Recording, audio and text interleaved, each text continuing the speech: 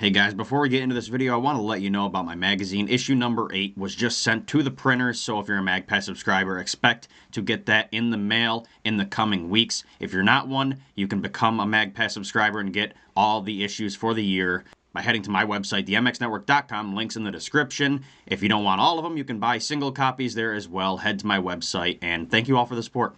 Hello and welcome to today's Moto News video. It's going to be a relatively quick one as I'm kind of tight on time today, but we still have a few stories for you. First, Rockstar Energy Husqvarna team manager Nathan Ramsey, he released a statement regarding Blake Baggett and the whole video thing yesterday and all the rumors. Next, we'll look at Jeremy Martin and his announcement that he'll be out for the rest of Supercross at least. Finally, I want to take a quick look at MXGP. We're going to go through the factory fill-in riders, where they finished, and how they felt after their first race of the season. All right, let's begin with Blake Baggett. So yesterday, Baggett broke the Moto internet by hopping back on the bike for the first time since 2020. It's fair to say we were all intrigued by this, and with the lack of information, we were kind of left wondering what this was. Is it going to mark his return for racing? Is he just going to be a test rider? What's the deal? So if you watched yesterday's video, you know I did a little conspiring myself. I got some wrong and some right, as I do. So I said that he wasn't on a factory bike. It was a Rockstar Edition. I called it Factory Edition, but I call all of them Factory Editions. That's just, I don't know. But either way, come to find out today, that was indeed true. He was on the Rockstar Edition. It was not a factory bike. Then I mentioned the fact that it wasn't that he just hopped on the bike and rode. He was there with a Fox Gear representative and an Oakley goggle rep as well. That seemed kind of weird to me, potentially indicative of a bigger plan. Well, I got that part wrong. Michael Lindsay of Vital MX asked the team manager of Husqvarna about Baggett and got a statement so that we can make sense of this. Nathan Ramsey said in his statement to Vital MX, quote, Blake is a good friend to several of us here at the Rockstar Energy Husqvarna factory racing team, so we told him that when he gets the itch to ride again, let us know and we'll make it happen. He finally got the itch, so we sent him out on a Rockstar Edition FC450. He had a blast, and I think it's pretty clear that he still knows how to ride. I believe we all miss seeing Blake race, so it was great to put him back on a bike for the first time since he retired. Hopefully we see it more often. Well, that explains it, I suppose. I still have a feeling that he may be racing this summer. That is obviously an unsubstantiated claim, but I just think it's a little weird that the last little sentence in his statement was, hopefully we see it more often. That just makes me feel like we'll see him in Pro Motocross. I don't know. Maybe I just have high hopes, as I was a big fan of El Chupacabra back when he was racing, but maybe this was just friends helping out friends and nothing special. Maybe that's just what it was. Let me know what you guys think about this. I just get this inkling that we're going to see him show back up on the scene, surprisingly, like Dungey did a couple years back. Maybe I'm wrong. Let me know your thoughts in the comments down below. All right, now before we get into the next story, let me tell you about my sponsor, Blood Lubricants. Blood has premium oil and lubricant products for everything from motocross to your basic engine oil for your daily driver. Their newest product is Clutch RX. Why choose this over regular oil, you may ask? Well, Clutch RX improves the lifespan of your clutch. It reduces clutch slippage and reduces wear on your engine. So if you're going to change the oil on your bike, you might as well do it the right way. Get the oil that makes your bike last longer. Head to bloodlubricants.com and use my code TMN25 to get 25% off site-wide.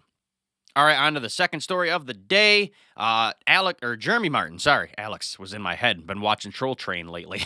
Anyway, the Muc-Off FXR ClubMX Yamaha team has declared that Jeremy Martin will not participate in the remaining races of the 2024 Supercross Championship. This decision comes after a severe crash in his heat race during the 250 East Detroit race. Due to that crash, Martin was absent from the next Arlington round as well.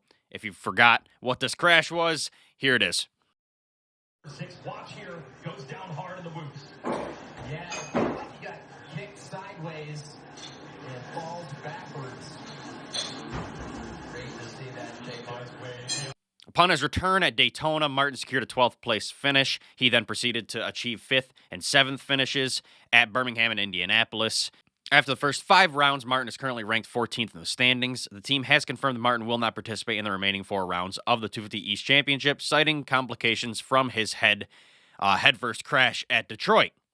It is important to note that the team's statement does not explicitly confirm Martin's return for Pro Motocross. The statement mentions, quote, now we will all take a deep breath and see what the future holds for the famed number 6. So they didn't say that he will return for Pro Motocross. We don't really know yet. Now let's look at what J-Mart had to say himself in the ClubMX press release. He said, quote, "I am incredibly disappointed to have to make this decision, but when it comes to my health and my future, it is the right move. I struggled having to tell the team, but they were completely supportive, knowing everything that I have gone through."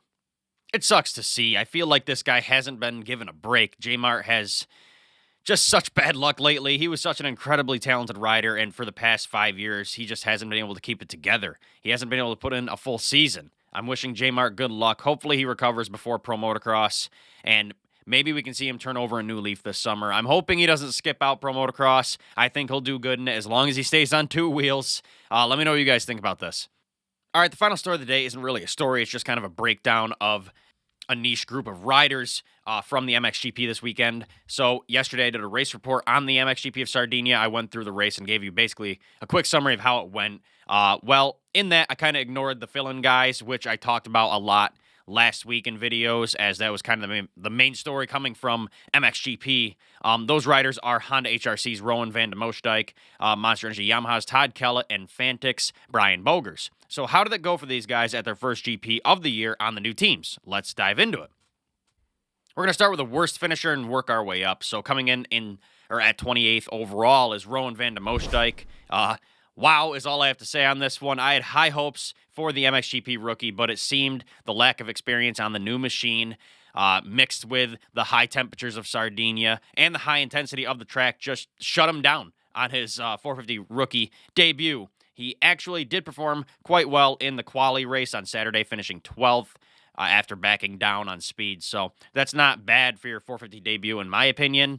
Especially with how stacked the field is this year. But on race day, he said the heat just got to him and he'd rather play it safe and go home unscathed than push himself and potentially get hurt. So here's what Rowan had to say after the race. "Tough weekend and not exactly how I hoped my debut would go. The conditions were extremely difficult and I felt it was better to fight another day than to push over the limit and put myself in danger. Of course, I'm not happy to have to do it, especially as my speed was good at the beginning of the races, but I will now have another couple of sessions on the bike to get more comfortable and fitter, and I expect to do a lot better next week in Trentino."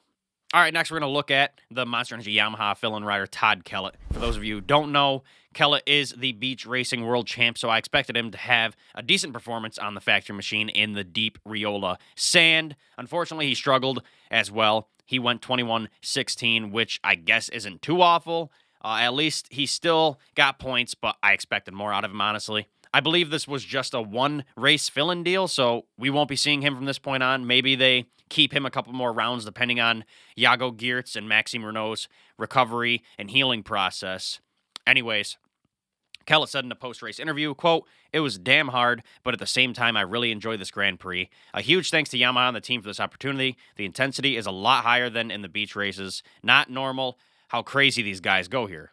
I felt like a squash player trying to play tennis. The crashes in both motos were a bit frustrating, but all in all, a fantastic experience." After this video, I'm gonna have to go look up what squash is. I've never heard of squash, the sport. Let me know what that is in the comments if you know. I've never heard of that before. Anyway, let's move on to the final guy. The final one to show up on the scene was Brian Bogers, MXGP veteran, racing for Fantic Factory Racing. This was honestly a saving grace career-wise for Bogers, as he didn't have an MXGP ride for the season, and he was basically being pushed into early retirement. That was really unfortunate considering how good he was still. We knew he still had speed. Before we look at how good he did this weekend, let's first listen to him speaking on that subject before the race. Here's that clip. Well, in the beginning, it was actually just for 2 races. So yeah, to finish the season was a surprise for me. But yeah, I'm really happy with this opportunity, you know, because I think if I didn't got this opportunity, it was a done deal. So it was finished with Brian Bogers, and look, we are back in the paddock, and I'm feeling very, very good and motivated. Well, the shape, it's good as it can be on this moment. I trained for 2 weeks, but also got in these 2 weeks sick for some time. But anyway, yeah, I didn't do much. I trained 6 weeks for lakc. After that, I didn't do again for 5 weeks nothing. Then I trained a little bit, but you know, without a goal or something, it's difficult to train. Keep focusing on the job, you know. If there is no job, sometimes I did trainings and and I'm like, yeah, what am I doing? You know, where I do it for. So I think the last 2 weeks I trained very hard, and I'm in the best shape, like what is possible in this moment, and we're gonna see what it will bring in the weekend. Well, this weekend, he confirmed that he can still do it. Bogers topped the list for the fill-in riders, going 8th, 11th from 9th overall. Not only did he perform well, but he had the starts nailed down. He was up there from the beginning. At one point, he was running 4th place. I believe that was Moto 1. Pretty incredible, in my opinion. I'm pumped for Bogers. Hopefully, he can keep this momentum up throughout the year. After the race, he didn't say much, but he did say in a socials post, quote, "Feels good to be back at MXGP, 9th overall to begin, thanks to the people behind me." I'm personally super pumped for Bogers. Bogers is a world-class talent. Even after all these years, I'm so glad to see him back out there killing it. That veteran experience, man, you can't replace it. Even though he's older and he's been here for a while, he can still go out there and throw down. So I'm looking forward to see what he has the rest of the year. All right, guys, that's all I got for today's video. Let me know what your thoughts are on these topics. Will Baggett return, or is he just back for fun? Is it the end for Jeremy Martin? What about the MXGP fill-in riders? How do you feel about them? Let me know your thoughts down below. Thanks for watching, and I will see you guys in the next video.